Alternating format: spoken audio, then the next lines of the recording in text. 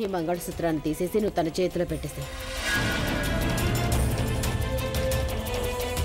ఇది నీకు ఇక అవసరం లేదు. నువ్వు దీన్ని తిరిగిచ్చేసి అలాగే నువ్వు తనకు ఒక ఉంగరం కూడా పెట్టావు కదా, దాన్ని కూడా నువ్వు తిరిగి తీసేసుకో.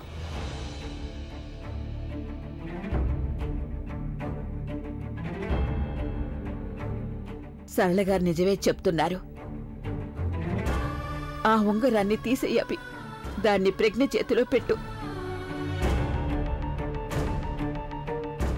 ఇప్పుడు ఆ ఉంగరం పెట్టుకోవడంలో ఎలాంటి అర్థం లేదు.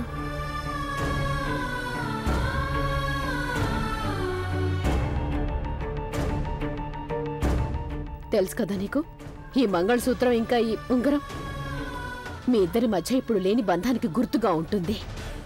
ఇప్పుడు అసలు ఆ బంధమే లేనప్పుడు మరి ఉంగరం ఇంకా మంగళసూత్రం ఉండి ఏం లాభం? తీసేదీన్ని.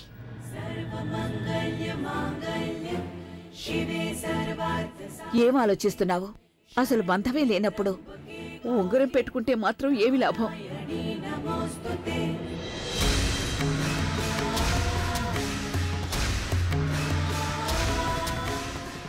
దీన్ని తీయడానికి కష్టంగా ఉందా?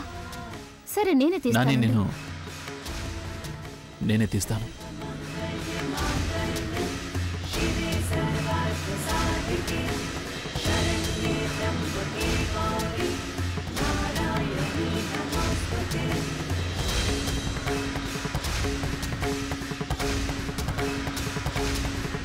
వద్దు.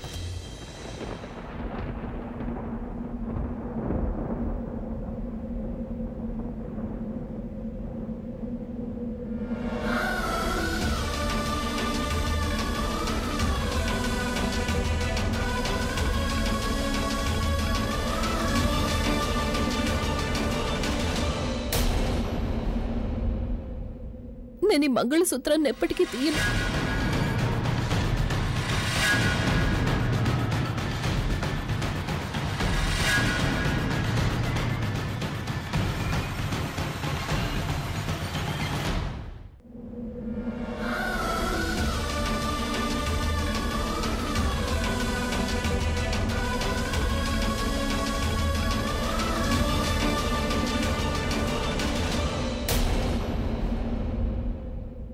నేను ఈ మంగళసూత్రాన్ని ఎప్పటికీ తీయను.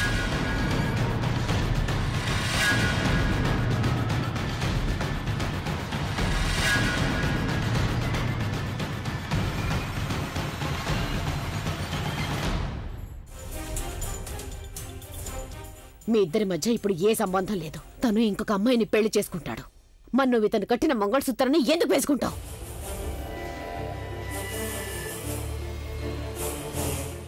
అమ్మ, నాకు తెలుసమ్మా నువ్వేం చెప్పాలనుకుంటున్నావు, కానీ ఈ పెళ్లి బంధం అనేది మనసుకి సంబంధించింది కదమ్మా. ఈ బంధం ఎప్పటి వరకు ఉంటుందంటే అది మనసుతో ముడిపడి ఉన్నంత వరకు. అసలు మనసులో ఏమీ లేకపోతే ఈ మంగళసూత్రం అలాగే ఈ ఉంగరం ఇవన్నీ కేవలం ఒక గుర్తుగా ఉండిపోతాయి.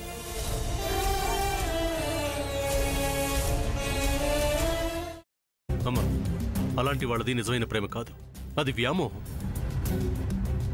ఎగ్జాక్ట్లీ చిన్నత్త, నిజంగా ప్రేమించుకున్న వాళ్ళు అలా చేయరు. ఎంత మనసు విరిగిపోతే కన్న కూతుర్ని పట్టుకొని మా దృష్టిలో చచ్చిపోయా ఉంటుందా తల్లి? అది సరే అమ్మా, తన కూతురుతో తన మాట అనేటప్పుడు ఆమె మాటల్లో వ్యథ, కళ్ళల్లో బాధ గమనించావమ్మా? పెద్దబాబుకు బర్త్డే విషెస్ చెప్పు కూడా వెళ్ళాం కదా. ఊరికే ఎలా కాలిపోతుంది? మంట పెడితేనో పడితేనో తగలబడుతుంది.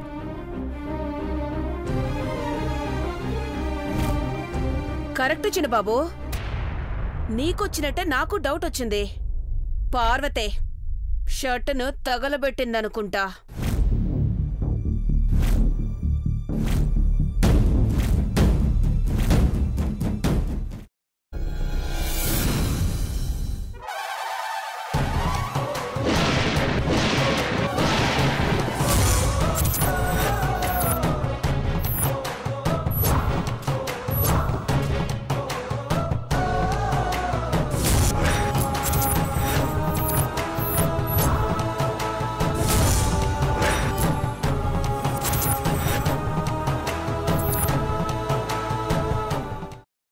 కున్న తర్వాత పొట్టు తీసేసి చాప్ చేసి పక్కన పెట్టుకోవాలి.